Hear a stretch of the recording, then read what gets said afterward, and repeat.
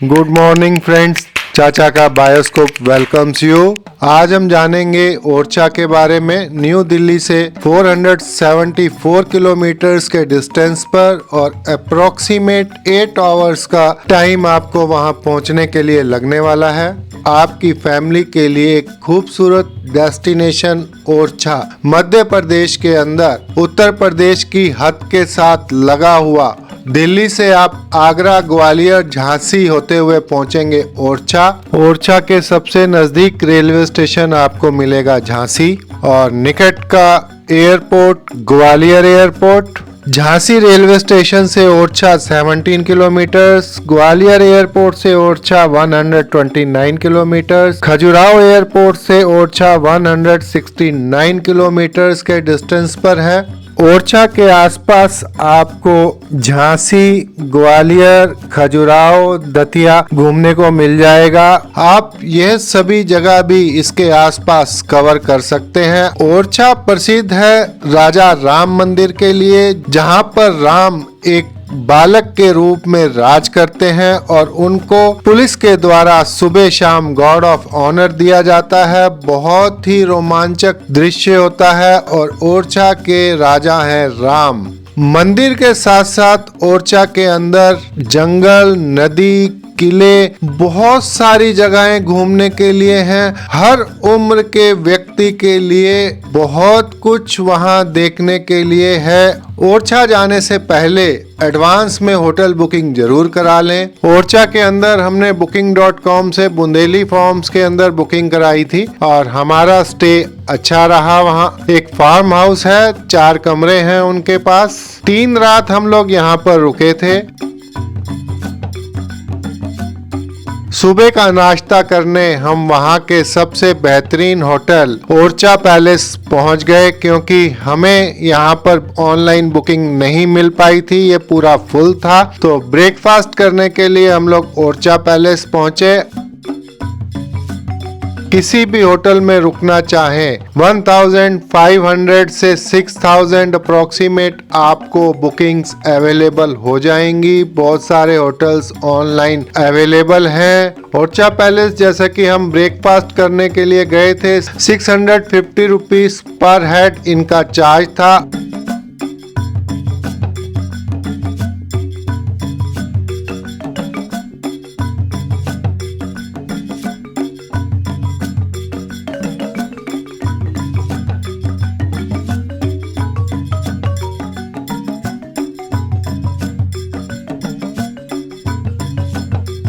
Breakfast करने के बाद हम निकल पड़े ओरछा वाइल्ड लाइफ सेंचुरी देखने के लिए।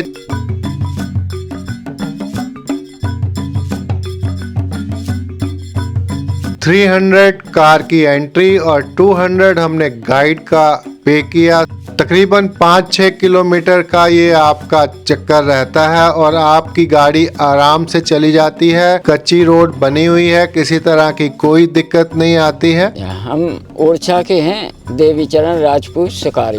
राजा शाही जमाने से रहते हैं हम ओरछे में। राजा बुंदेला जी के राज से सीढ़ी चली आई हमारे माता पिता की, पहले चलती थी। और पहले बुंदेला जी ने जमीन दी थी और जो ठुकनू बंदूक दी थी, जे नहीं होती शीशे वाली, वो अपन चल रहे हैं। संगम बेतवा नदी है और जामनी नदी यहाँ से है, दोनों का संगम हो गया वहाँ पे।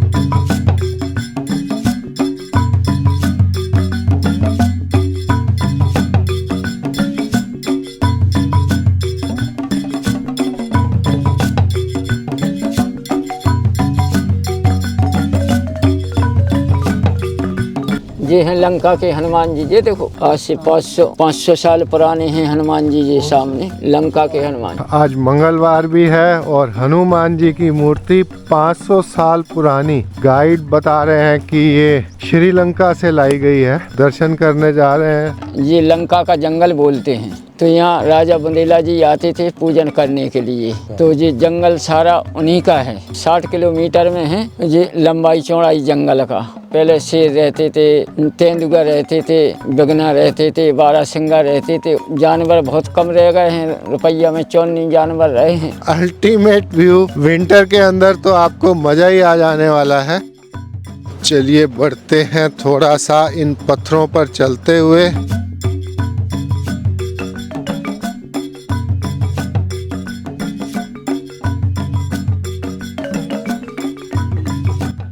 ये पेड़ के पीछे से जामनी नदी आ रही है, ये आ रही है बेतवा।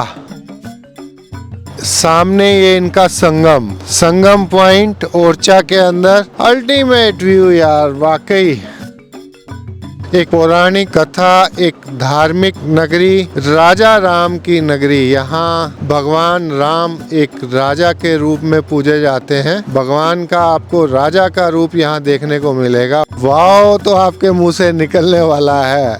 अल्टीमेट व्यू है। ये भोपाल से आती हुई बेतवा नदी, जामनी नदी टीकमगढ़ से आती हुई है और दोनों का यहाँ पर संगम है।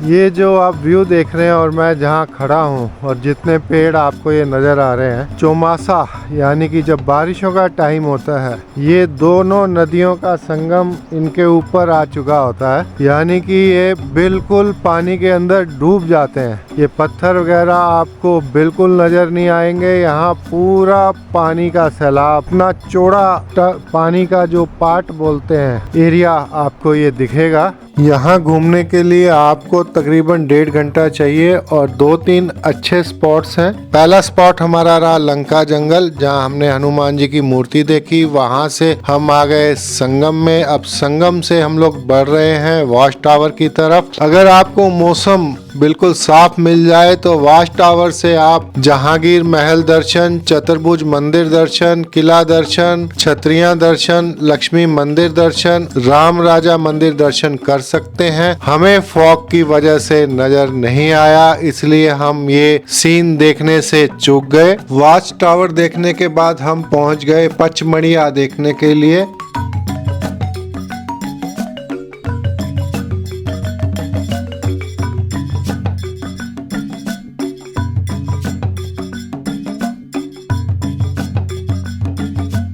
सोलहवीं ईस्वी में बुंदेला शासक मधुकर शाह ने एकांत पूजा स्थल हेतु इसका निर्माण कराया था। राजा यहाँ पूजा करने आया करते थे। जामनी नदी की धाराओं के बीच रमणीय ग्रेनाइट की शिलाओं पर अलग अलग रूप से 5 मणिया नुमा मंदिर स्थित है। इस कारण इसका नाम पचमढ़िया पड़ा। यह प्राचीन स्थल संतों की तपस्या स्थली रहा है। जामनी नदी यहाँ 7 धाराओं में विभाजित होकर बहती है, जिसे सप्त धारा कहते हैं। करदही के सघन वन, पक्षियों की कलक और अनेक खूबसूरत लैंडस्केप होने से यह एक रमणीक दर्शनीय स्थल है।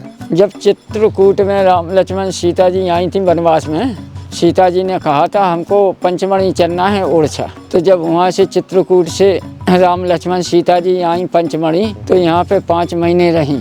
बना हुआ है उनका चबूतरा, ये देखो यहाँ पे झोपड़ा बना हुआ था, इसलिए निशानी बना दी यहाँ पे। वहाँ पे धनुष रखते थे राम लक्ष्मण का। रहते रहते जब गर्मियों का समय था तो यहाँ पे जामुन सीता जी ने खाए थे, तो जामुन नदी का नाम रखा था सीता जी ने, तो इसे जामुन नदी बोलते हैं। फिर ये फल खाया उनने अर्जुन पेड़ का, इतना बड़ा फल था जी, देखो मौसमी कैसा फल था, तो उनने चौंका तो ये 5 उंगली छप गई उनकी, तो इसलिए ये पंचमढ़ी बोलते हैं सीता जी के नाम से।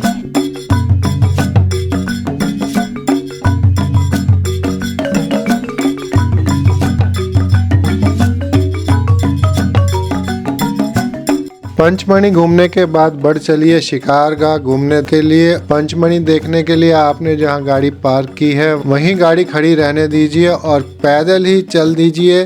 कुछ ही दूरी पर है शिकारगाह। बहुत ही ब्यूटीफुल लोकेशन के अंदर, इस जंगल के अंदर ये सारे पॉइंट्स आप घूमेंगे 1.5 से 2 घंटे के अंदर। आप बहुत एंजॉय करने वाले हैं, नेचर को बहुत ज़्यादा एंजॉय करने वाले हैं। ये जामनी नदी को पार कर कर हम पहुँचेंगे मछली नुमा शिकारगाह के पास।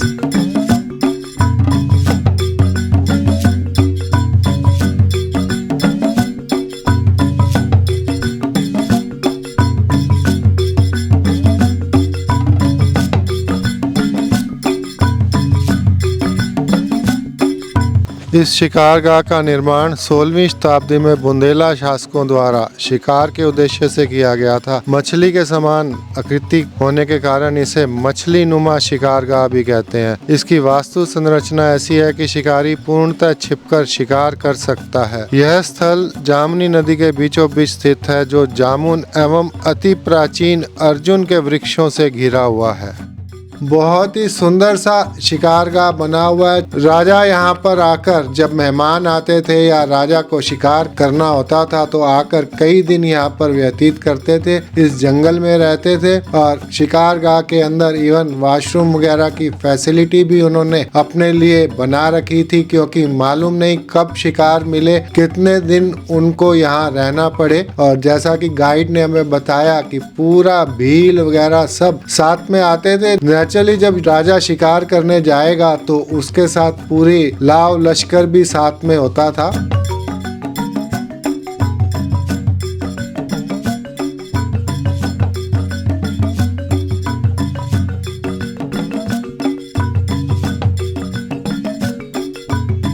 जामुन के और अर्जुन की छाल के बहुत सारे पेड़ यहाँ पर हैं, बहुत पुराने पुराने पेड़।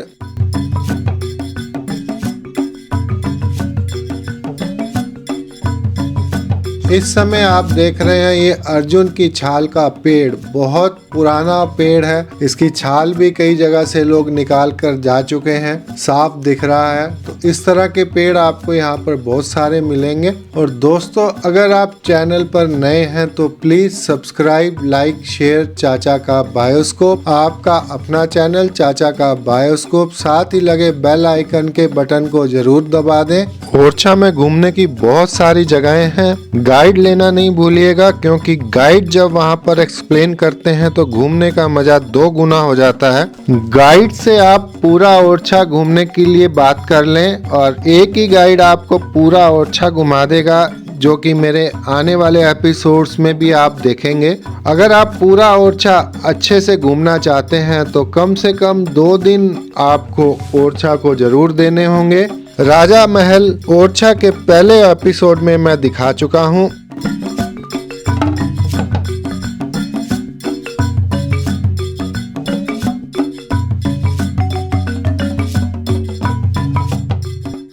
पूरा एपिसोड आप आई बटन पर क्लिक कर देख सकते हैं। राजा महल के बारे में विस्तृत जानकारी ले सकते हैं। राजा महल एपिसोड का लिंक डिस्क्रिप्शन के अंदर नंबर 1 पर दिया हुआ है, जिसे क्लिक कर आप पूरा एपिसोड वहां से भी देख सकते हैं। महल के कॉर्नर कॉर्नर के बारे में जानकारी मिलेगी।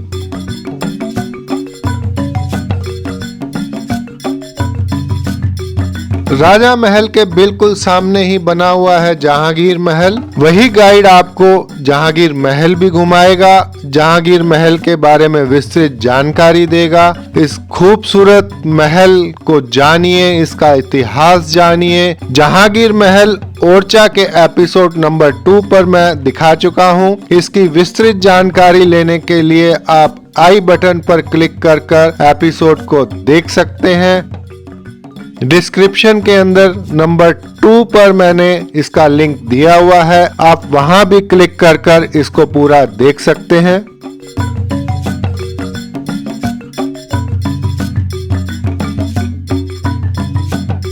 लक्ष्मी मंदिर भी ओरछा के अंदर घूमने की सर्वोत्तम जगहों में से एक, यहाँ भी दर्शन करना नहीं भूलिएगा। वही गाइड आपको लक्ष्मी मंदिर भी घुमाएगा। लक्ष्मी मंदिर की पूरी जानकारी एपिसोड नंबर 3 में मैंने दी है।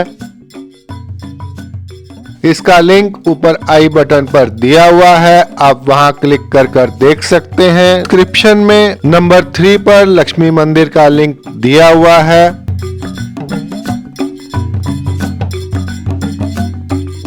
आप ओरछा में कहीं भी घूम रहे हैं, 6:45 बजे तक पहुंच जाइए राजा राम मंदिर, और शाम को मंदिर में गॉड ऑफ ऑनर और आरती लेना नहीं भूलिएगा। राजा राम के दर्शन कीजिए।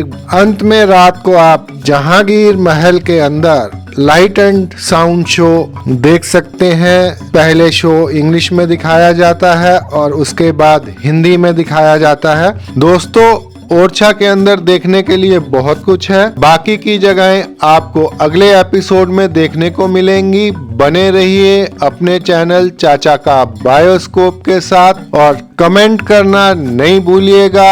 ओरछा के बारे में अगर आप कुछ जानते हैं तो हमारी जानकारी में भी जरूर लाइए। अपने चैनल को सब्सक्राइब, लाइक, शेयर करना नहीं भूलिएगा। मिलते हैं फ्राइडे रात को 9 बजे अगले एपिसोड के अंदर।